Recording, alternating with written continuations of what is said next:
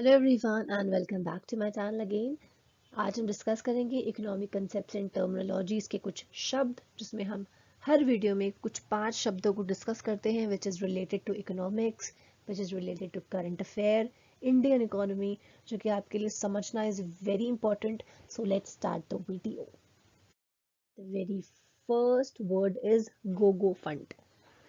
The highly speculative mutual funds operating in the USA with the objective of earning high profits out of capital appreciation adopt risky strategies for the purpose are also called the performance funds.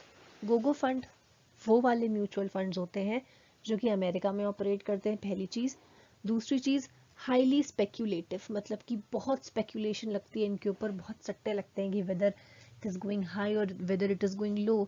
क्यों? with the objective of earning profits. Main काम यही होता है speculation का कि भाई profit होना चाहिए out of the capital appreciation. क्योंकि प्रॉफिट कमाना है तो ऑब्वियस सी बात है रिस्की स्ट्रैटेजीज लेनी पड़ेंगी, मतलब कि हमें इन्वेस्टमेंट करना पड़ेगा किस में, वॉलेटाइल या अनप्रूवन या स्मॉल शेयर्स में, also known as performance funds.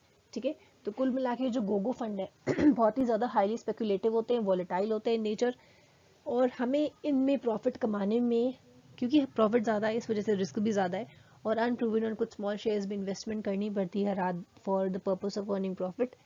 तो इसका दूसरा नाम है परफॉर्मेंस फंड। हाईली स्पेकुलेटिव होते हैं एंड ऑपरेट इन यूएसए। फिर आ जाता है greater fool theory. It is a theory evolved by the technical analysts of stock shares according to which some even buy overvalued stocks with the conviction that they will find a greater fool who will buy them at even higher prices. This is also popularly known as castle in the air theory. Greater fool theory का मतलब ये है, जो कि एक कुछ technical analyst का group था, उन्होंने ये थ्योरी को इवॉल्व किया था, इजाद किया था। इसके हिसाब से वो ओवर वैल्यूड स्टॉक को इसलिए खरीदते हैं कि उन्हें कोई ऐसा बेवकूफ़ भी मिल जाएगा जो कि उनसे हायर रेट पे उस ओवर वैल्यूड स्टॉक को खरीद लेगा। This is known as greater fool theory, और इसका दूसरा नाम है castle in the air.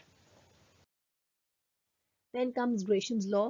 ग्रेशम्स law की मनी वाला एक लॉ दिया हुआ था, मनी की उनकी एक थ्योरी है. वो थ्योरी क्या है?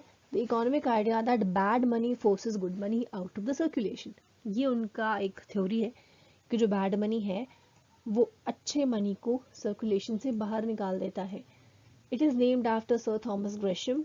He was an advisor to the Queen Elizabeth I of England. This law does not apply to the economies where paper currency are in circulation. ये law उन इकोनॉमी पर अप्लाई नहीं होता जहाँ पर पेपर करेंसी सर्कुलेशन है. The economies which circulate metallic coins जैसे कि गोल्ड, सिल्वर, कॉपर, यहाँ पर ये लॉ अप्लाई होता है. When people start holding such coins. अच्छा, कहने का ग्रेशम लॉ का सीधा मतलब ये है कि जो बैड मनी है वो अच्छे मनी को सर्कुलेशन से बाहर कर देता है. मतलब कि बैड मनी क्या, जो कि क्वालिटी जिसकी बेकार हो. जैसे कि अगर हम बात करें कि वो सिर्फ ये जो इनका लॉ है वो सिर्फ ऐसे देशों पे लागू होता है जहाँ पर सिक्के चलते हैं, तो गोल्ड है तो gold is a good money, तो लोग गोल्ड को सेव कर लेंगे, यार गोल्ड वाला सिक्का मत खर्च करो, अभी दूसरा करते हैं. सिल्वर को भी कुछ लोग सेव कर लेते हैं, यार इसको भी बचा लो बचा लो. अप्लाई खर्च किसको करेंगे? कॉपर को. क्यों? क्योंकि सस्ते मेटल से बना है, इतना कोई कॉपर को पसंद भी नहीं करता, तो ऐसा करते हैं कि इसी को खर्च करते हैं.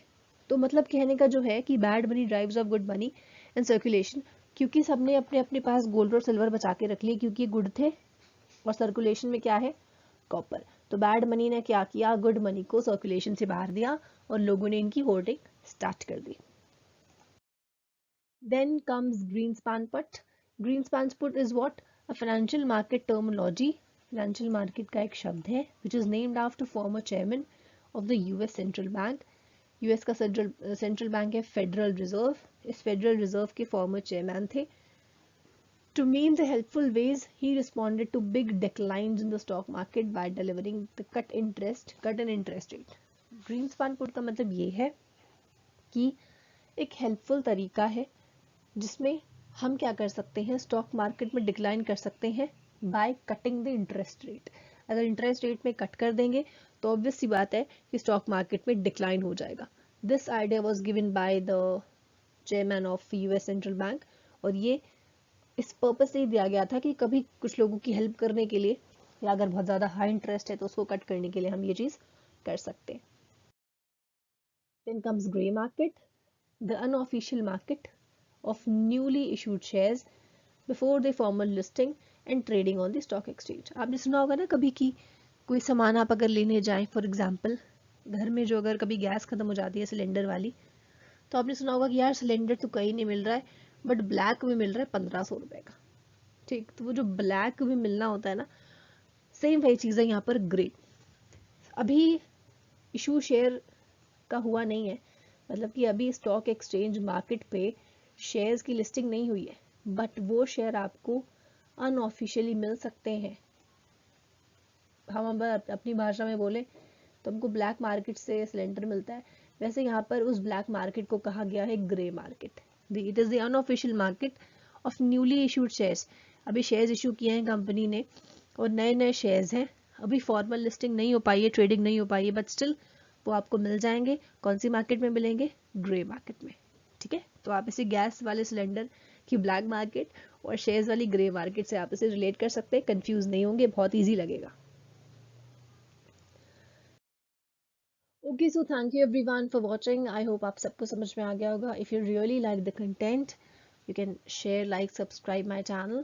You can join me on Facebook. Economics Hub is the name of the page. You can join me on Telegram. Ayushi Sharma Education is the name of the channel for all the PDFs, for all the notes. Thank you again, and may God bless you all.